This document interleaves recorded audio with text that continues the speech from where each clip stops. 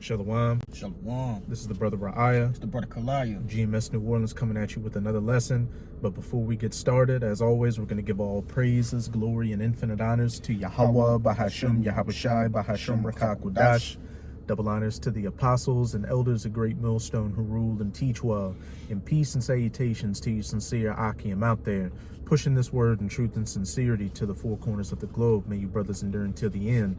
And to you few sincere Aqua diligently learning in silence. Shalom. Shalom. And hey, the premise of this lesson is just going to be based off of a comment I saw on a brother's lesson.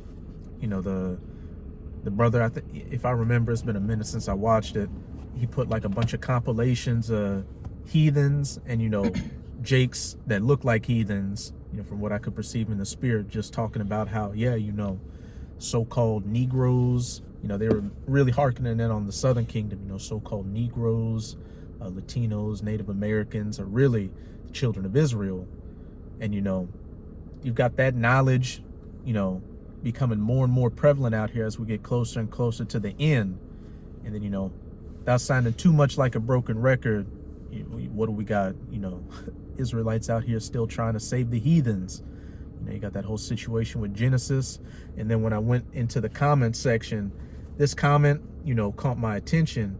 Now, when you look at the guy's, his icon image, if that really is him, he looked like an older Jake, some old civil rights looking Jake. But the comment he made just really caught my attention. And it reads, it says, Shalom tribesmen. Mind you, it have the, like you say, old, civil rights. The little black power fist.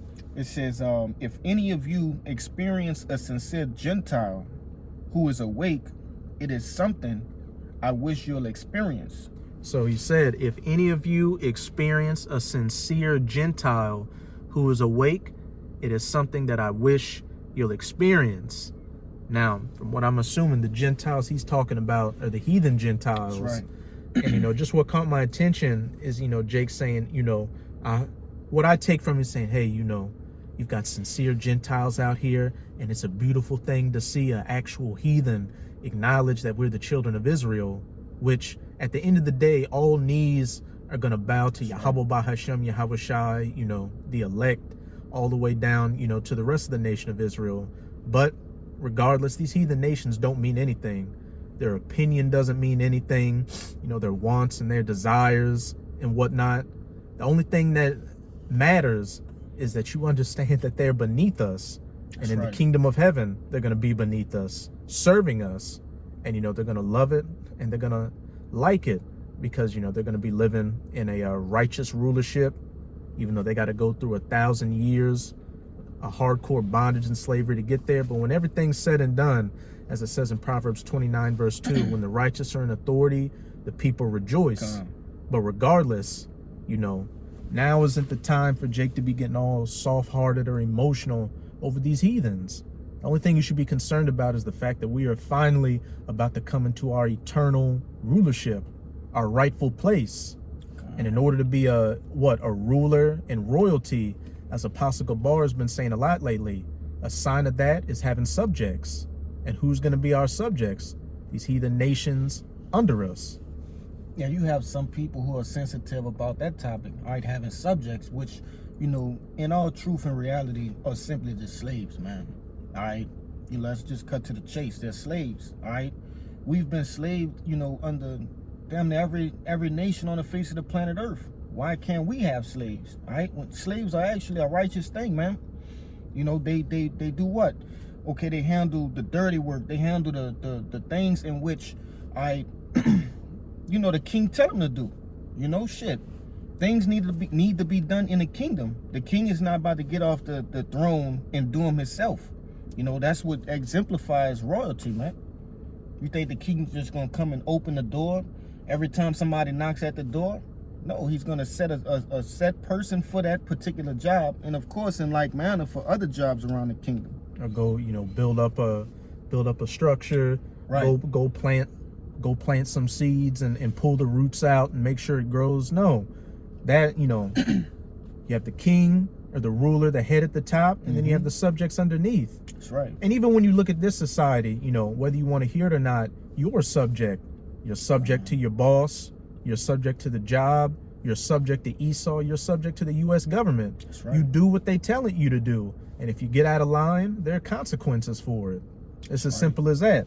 But we're going to start it off in Isaiah chapter 40, verses 15 to 17. And, you know, these are a lot of, you know, I would say, you know, milk scriptures and basic things that, you know, we go over all the time. But, hey, the topic just keeps coming up, especially with these Genesis reprobates saying that, oh, if a heathen, a sincere Gentile believes, you know, it's a beautiful thing to experience, hey, they're going to get, you know, beamed up on the chariots with us, which is not the case at all.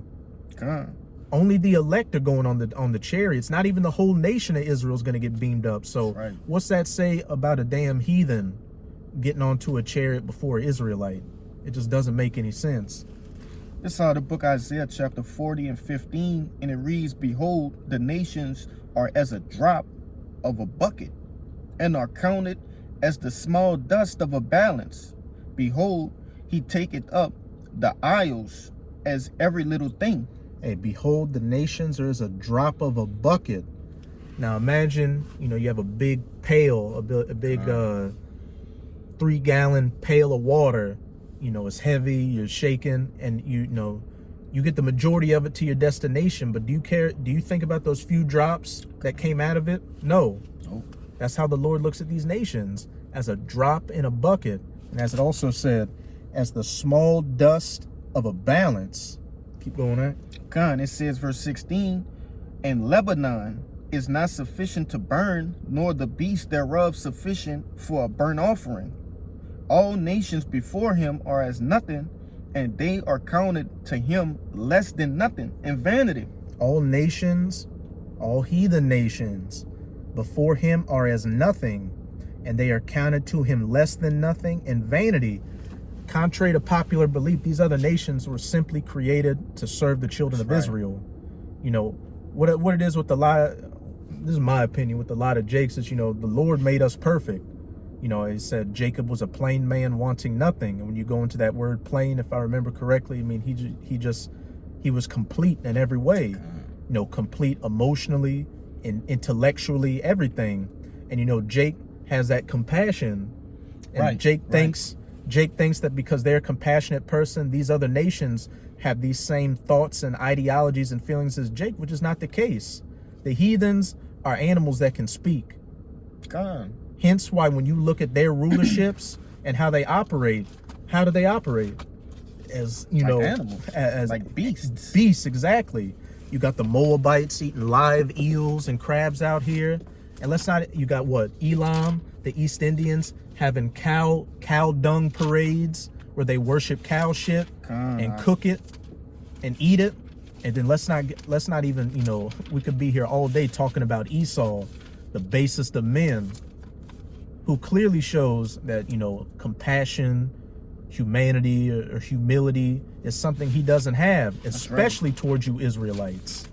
So it's a futile effort to try to, you know, take your emotions and feelings and, you know, in intellectual ideas on things and try to put it on these heathens, which is the Lord did not create them for that capacity. He created them to serve under the children of Israel. And the reason that they're over us is because we went off, and it's a punishment unto us. And if I can say, because it's going to tell us in, you know, in the next precept, all the way at the bottom, but I just want to make mention of it now so Jay can understand when it do come up. I just said the world was made for our sakes. You see, so that means the world and all the creations that dwell therein, man. All right? It didn't just say, oh, just nature and not the... No, man, the world and everything that dwelled therein. You see, those things were created for us, man. And what did Yahushua also say? In my Father's house are many mansions. If it were not so, I would not tell you. So not only is the earth created for the sake of the Israelites, but everything outside of the earth is created for our sakes as well. You want me to grab it right quick? Oh, no, you don't have to get that one. You said you had one? Yeah, we can get the Esdras unless you had something. Yeah, I was looking for one. You might know exactly where it said. It's right there in the beginning of Psalms. It tell you, I will give you the heathen for thine possession. That's in, I think it's in 2. Con. Yeah. Yeah, I'm right here. In 8. 2. Con. This the book of Psalms, chapter 2 and verse 8, it says, ask of me, and I shall give thee the heathen for thine inheritance, and the uttermost parts of the earth for thy possession. And when you read up a few verses, you know, Yahushua is being addressed. Is my only begotten son, who's going to be, you know, the chief ruler on earth. That's right. You have Yahweh in the heavens. You have Yahushua, because the kingdom of heaven is Yahushua's kingdom. That's right. And, you know, we're joint heirs and beneficiaries of it. Then you're going to have King David under Yahushua, the rest of the 12 who are part of the 144,000. That's right. The rest of the 144,000, you know, it's going to trickle down to the, you know, rest of the nation. But Yahushua is about his father's business. And we just read that these nations are as nothing to Yahweh. So what are these nations to Yahushua? The exact same thing. Hence why they're going to be given to him as a possession, an inheritance. And then it also said what? The uttermost parts of the earth. That's right. The whole planet under the subjection of Yahweh Bahashem Yahushua. You can actually read verse 9. It says, thou shalt break them with a rod of iron. Thou shalt dash them in pieces like a potter's vessel. And why is that? Because the servant was getting out of order. Yeah. And when the servant got out of order, the servant got penalized for it. That's right. You know, brutally. They had to be dashed in pieces like a potter's vessel. All right, hey, you were brutally corrected, man. You know? And we're going into, you know, being brutally corrected, being a subject, and being underneath somebody. Look at what's happening to these Northern Kingdom right now. Where we're at right now is just police vehicles patrolling. This is the most I've ever seen in this location. And, you know, I'm assuming, you know, they're looking for Jorge and Maria out here. But you're seeing how they're doing them. Breaking windows, dragging them, putting, you know, handcuffs on them and sending them wherever. Chasing them in the neck. With the baby and the woman in the car. I'm going to jump to that 2nd Ezra if you don't mind. You got it. This 2nd Ezra chapter 6 and 54. It says, and after these, Adam also, who thou madest Lord over all thy creatures, of him come we all, and the people also whom thou hast chosen. So, and we know Adam, you know, is, you know, was Yahushua. That's right. And it said of him come we all, and thou and those that were chosen, you know, the other, you know, 17 nations, you know, but also that 18th nation, that chosen nation. That's right. From Noah through Shem to Abraham to Isaac to Jacob to the 12 tribes, all the way down to us to this day. I got a quick one to back you up on that. You got it. This the book of Leviticus chapter 20 and 26. It says, and ye shall be holy unto me, for I am the Lord. For I the Lord am holy, and I have severed you from the other people, that ye should be mine. And we know that word holy is Quadash, which means separate. Which I was going to get this one too, but you know, that segues into it. Deuteronomy 7 and 6.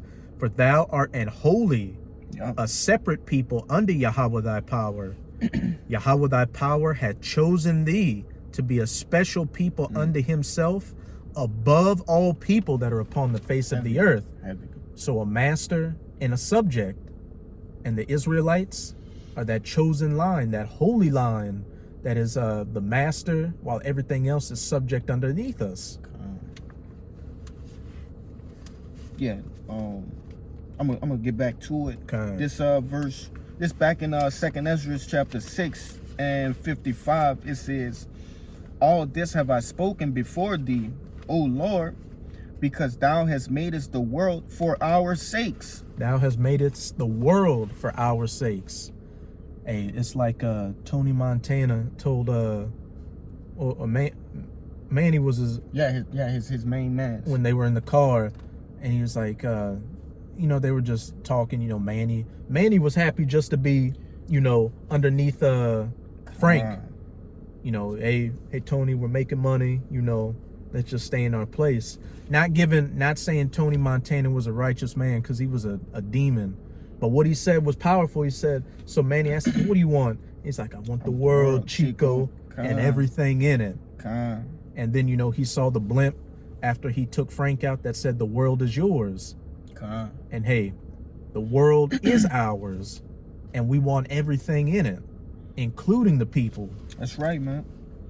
Verse 56, it says, and as for the other people, which also came of Adam, thou hast said that they are nothing, but be likened unto spittle, and has likened the abundance of them to a drop that falleth from a vessel. So we read in Isaiah 40 that they're like a drop that falleth. It mentions them being as a drop that falleth again, but it gets even, more specific. It likens them unto spit.